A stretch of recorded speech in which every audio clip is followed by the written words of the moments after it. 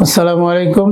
যারা আমার কাছে হার্নিয়া অপারেশন করতে আসেন অনেকেই প্রশ্ন করেন যে আমি সুস্থ হতে কতদিন লাগবে। আসলে হার্নিয়া অপারেশনের পরে সেটা বলা হতো একসময়ে ল্যাপারোস্কোপি করলে তাড়াতাড়ি সুস্থ হয়, কেটে করলে সুস্থ হতে বেশি সময় লাগে। আসলে কথাটা খুব আপেক্ষিক।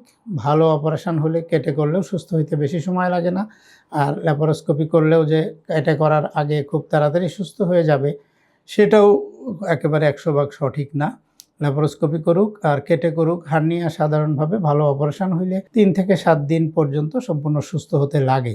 তবে যারা একটু মানসিকভাবে শক্ত, শারীরিকভাবে খুব সক্ষম, তারা 2 থেকে 3 দিনের মধ্যে ব্যথা চলে গেলে সাধারণ কাজকর্ম করতে পারেন।